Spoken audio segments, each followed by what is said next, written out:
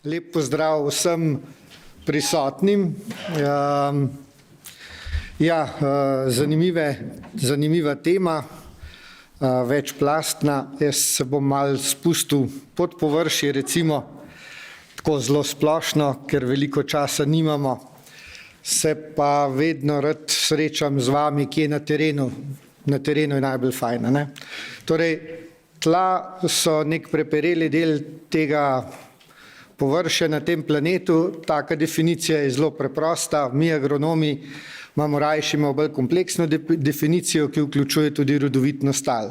Skratka, tla omogočajo, da nekaj prodelamo, da nekaj zraste. In to je človek kar relativno kmalu pogruntal in namesto, da je lovil pa zbiral hrano, je rajši začel hrano pridelovati. Seveda je zato rabil taka rodovitna področja. Na začetku so bile bolj take rodovitne naplavine, te večjih rek, kasneje pa je seveda kultiviral tudi druge predele. Agronomi smo seveda subjektivni, vedno rečemo, tla so pomembna za pridelavo hrane, krme in tako naprej. Vemo pa, pa slišali smo že tudi, da v okolju tla imajo še kar veliko tudi drugih funkcij, seveda tudi prav tako pomembnih za naš bodoči obstoj, ampak ne nazadnje. Hrano moramo pa pridelati. In tako rekoč smo že na začetku začeli nekako gospodariti s tlemi. Kako gospodarimo s tlemi? Nekje pač pustimo tako, kot je, ker nam je tako lepo, pa ker je tako fajn, pa ker tudi malo, zdaj je to fajn v smislu tega zelenega dogovora, ne? Čim več biosfernih, biodiverzitetnih področji, ker ni vpliva človeka. V Sloveniji imamo takih področji kar veliko, nek tudi brez tal skoraj ali pa z nekimi inicialnimi fazami. Nekje posegamo relativno malo, zgolj kakšno živino spustimo gor, dodatno poleg tiste v naravi, torej tisti pašniki, bolj ali manj so tukaj mišljeni. Če potem zadevo malo popravimo, pa kaj agromelioriramo, da še kakšno košnjo mogoče vmes naredimo, smo že malo več posegali v naravni sistem tal. Seveda, bolj intenzivno gremo z več inputa, bolj vplivamo ne zgolj samo na pridelek, ki ga je potem sorazmerno več, ampak tudi na kakšne negativne stvari, ki se lahko zgodijo. Obdelujemo tako, da tam pa res nekaj mešamo, orjemo ali karkoli, pa ponavadi najlažje seveda tiste predele, ki so bolj ali manj ravni. V Sloveniji takih predelov nimamo veliko in zelo hitro naletimo na neke konflikte interesov. Če že ne take naravne, kmetijstvo na ravnini, pitna voda spodaj, že tukaj je en konflikt, potem so pa še drugi konflikti. Vsi bi radi naravnem tako imeli kakšno tovarno, pa prostor za ekonomski razvoj, ker so tam že mesta, ampak kam bomo šli pa predelovati hrano. Tako da gospodarjenje je kar velika zadrega včasih, lahko ga približamo nekim naravnim, sonaravnim, trajnostnim, različne izraze tukaj imamo, procesom, lahko pa poskušamo, seveda s tehnologijo marsikaj, to smo že probali, tudi na silo, pa smo jo dobili tudi nazaj. Seveda, vedno več nas je. Mislim, da je ravno ta teden ali pa prejšnji teden zaokrožila novica, da nas je 8 milijard. 8 milijard ljudi rabi hrano. Da to pridelamo, da tudi nekje živimo, delamo smo, smo rekli različne funkcije, imamo kar težke izzive. Torej, v bistvu moramo pridelati dovolj, površin imamo pa vedno manj. Vse so nam različne tako imenovane industrijske in druge revolucije v našem civilizacijskem razvoju omogočile, da smo to naredili lažje, da smo z porabo mehanizacije v bistvu obdelali več, zgnojili, povečali pridelke, s kemijo, s sredstvi za varstvo rastlin, olajšali delo kmetom, z biotehnologijo in še drugimi ukrepi še izboljšujemo določene stvari. A jih res izboljšujemo? Tudi danes smo že slišali par pomislekov, ne, zdaj, zakaj sploh to tako imenovano regenerativno kmetijstvo. Sliši se lepo, ne, nekaj ohranjamo, se pravzaprav nam v dolgoročno drugega ne bo ostalo. Kolega z ekonomike verjetno je najbližje temu, ker mi, ne kmetici, ne ekonomisti, pa tisti, ki nismo tako neposredno odvisni od nekega gospodarske rasti, včasih zelo težko prenašamo. Vse preveč je vpliv kapitala. Tako na kmetijstvo, se vem, tudi kmet ne more preživeti, če ne proda. Tudi on je vpet v to. Kot tisti, ki se ukvarjamo bolj naravovarstvenimi vidiki, z denarjem v bistvu veliko stvari lahko porušimo. Ko pogledamo pod površino tal, takih in drugačnih praks, ki so bile v preteklosti best available technology. Ko sem jaz študiral, ne vem, če nismo en letnik samo plug obravnavali. Plug je bil zakon, oranje. Danes se stvari spreminjajo. Ne vem, saj lahko, da še vedno se bomo vrnili malo nazaj. Tudi Rok je rekel, ni vse samo v smeri več organske snovi. Tudi kaj drugega moramo še malo pogledati. Ne, skratka, ko pogledamo pod površino tal, vidimo, da mogoče niso vse te stvari, ki jih počnemo, dobre. Tla zbijamo, nastaja plazina, voda v bistvu ne gre v tla, potem povzroča erozijo. Bomo v nadaljevanju verjetno tudi o tem kaj več slišali. Zdaj pa, če hočemo to malo bolj razumeti, sam par lastnosti tal moramo poznati. Nič zelo kompliciranega vam ne bom povedal. To dejstvo, ne, da tla niso samo nekaj trdnega, ker včasih mislimo, da je samo to, da je pravzaprav tega dobrih 50%, vse ostalo so pa prostori vmes, kamor mora iti voda, zrak, dovolj majhne pore, da se voda zadrži, dovolj velike, da se voda drenira. To je nekaj pravzaprav že fascinantnega že v štartu, ko se začnemo ukvarjati s tlemi. To, da tla, ne, ta preperina, ki sem jo na začetku omenil, nastaja z kamnin, pa ne nastane in potem je zdaj sam tisti fin material. Ne, tam imaš tudi kamne vmes, ne preperel del.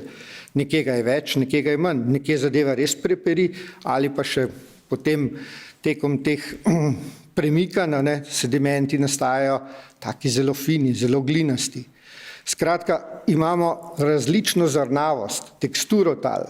In če poskušamo razumeti različne lastnosti teh delcev, tisti najbolj fini nosijo kemijske lastnosti. Tisti malo večji vplivajo na fizikalne, na transport vodo. Tisti največji, moramo pa tudi vedeti, da tam so in da nam zmanjšajo volumen pod površino. Ni dovolj, če imamo noter 20% po domače rečen kamenja proda, potem na 1 kubični meter nimamo tal, pod 1 kvadratnim metrom, meter globoko, nimamo 1 kubik tal, ampak sam še 80% tega. Tako da manj prostora za vodo, za hranila in tudi korenine nazadnje. Ta dodatni dejavnik, ki potem to preperino obogati in pravzaprav daje glavnino tistemu rodovitnosti, ki sem jo omenil, je pa potem organska snov. Organska snov, ki lahko po naravni poti pride v tla, na tla, seveda v kmetijstvu jo pa z njo tudi nekaj počnemo. Ravno to je bilo tudi velikokrat omenjeno. Pustiti ostanke na površini. Obdelati na tak način, da v bistvu je golih površin čim manj ali pa čim manj časa. No, pri organski snovi se večinoma poznate, ni zgolj važen, koliko jo imamo, tudi je, ampak koliko jo imamo, pa kje je, ampak tudi kakšna je. To pomeni, ali je že se zadeva malo razgradila, ali je šla že v tisto fazo naprej, ki rečemo humus. Humus ima potem tiste drugačne kemijske lastnosti, zelo fino povezuje tiste delce, ki sem jih prej omenil, da so različno veliki in jih sestavlja v take skupke, ki jim po domače rečemo agregati, strukturni agregati. No in zdaj sem v bistvu pri tem, kar rečem, da za neko kmetovanje je ohranjanje strukture tal ena najbolj bistvenih stvari. Zdaj pa kako te delali, kako te kmetovali, da te to ohranjali, imate pa veliko možnosti. In ni nujno, da vam vedno nek človek se s tem bolj ukvarja, rečemo nek pedolog, vse to naredi pa zaračuna. Vsak kmetovalec, vsak zavesten kmetovalec točno ve, kakšne površine ima, prime svojo grudo na njivi in poskuša z njo nekaj narediti, a se drobi, a se lepi, a je neka kepa. Seveda ni vse odvisno samo od lastnosti tal, tudi od okoljskih dejavnikov, od klime, ali to naredi, ki je do dolg časa suho ali ravno podežil, ampak ravno od tem je čar, da spoznamo te lastnosti tal in vemo, da v določenem obdobju je treba ene lastnosti zelo čuvati, da jih imamo tudi, da jih ohranjamo. Recimo težka mehanizacija v mokrem, poznamo že, ni v redu. Skratka, ni dovolj, da samo popikamo vzorec sondo, pa pošljemo v laboratorij, pa nam bodo pa že povedali, kaj ne delamo. Poglejte svoja tla, primite jih v roke, poglejte to konzistenco, drobljivost. Če vemo, da na strukturo vpliva ravno v večji deli te cementni materijali iz humusa, ki lepijo delce, pa kalcijevi, magnezijevi ioni, dvovalentni ioni, pa že vemo, da za osnovno analizo tal rabimo vedeti nekaj o pH-ju, pa koliko imamo organske snovi. Nekaj se da pa že tudi videti. Jaz vas spodbujam tem, da poglejte te tako imenovane opisne morfološke lastnosti. Saj potem še vedno lahko pošljete vzorce v laboratorij in zadevo dopolnite. Tudi mi tako delamo, pa ni nujno, da vi greste zdaj tako zelo natančen, pa profil. Fajn je, če malo več veste, pa če vam nekdo to naredi. Prav pa je, da potem znate poslati tudi vzorčno analizo ali pa vam to naredi svetovalec, svetovalna služba, tudi teh kolegov je tukaj kar veliko in potem skupaj te rezultate komentirate. No in zdaj na koncu še par izsledkov, ki jih naši kolegi, ki več delajo na teh različnih principih drugačne obdelave, ki tudi vodijo v to ali pa prispevajo k temu regenerativnemu kmetijstvu, ugotavljajo. No, prvič moram reči to, seveda, sem pa zamenjal malo to obdelavo, pa pogledal letos, pa drugo leto, ne boste videli nič. Zelo potrpežljivi morate biti, vse te spremembe se dogajajo v tleh malo bolj na dolgi rok. Rok Mihelič, ki se pa že kar nekaj časa s temi stvarmi ukvarja, mislim, da vam tukaj rezultate po 10 letih sta mi posodila s Saro, da malo takole konkretno pokomentiramo. Tisti profil, ki je bil prej tam narisan, je ena od teh lokacij, Mamino na Dravskem polju. Videli ste, da je bil zelo skeleten.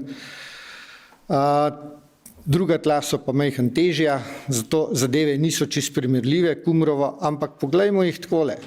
Konvencionalna ali klasična obdelava z oranjem v primerjavi z minimalno obdelavo, torej zgolj površinsko obdelava z diski in podobno, s takimi stroji, ali pa naknadno je potem uveden del tudi, kjer nič ne obdelujemo, delamo samo z direktnimi setvami, z zastirkami in tako dalje. Še to moram reči, da pridemo do nekih takih zaključkov ali pa da nekaj povlečemo iz opazovanj in meritev, moramo delati na primerljivih tleh. Ne, da nekaj vzamemo v Prekmurju, nekaj pa tam, pa on je pa tako delal, ta pa tako leko, kaj je boljš. Bodite zelo pazljivi. Rezultatov na internetu pa kjerkoli je zelo veliko. Bodite kritični, preverite, a je to res možno ali ni. Skratka, no, malo povzemimo, po 10 letih ni nekih, vse nakazuje spremembe, ni pa nekaj, da bi zdaj bilo v nebo pijoče, ampak tukaj je že nekaj tudi statistično dokazana razlika v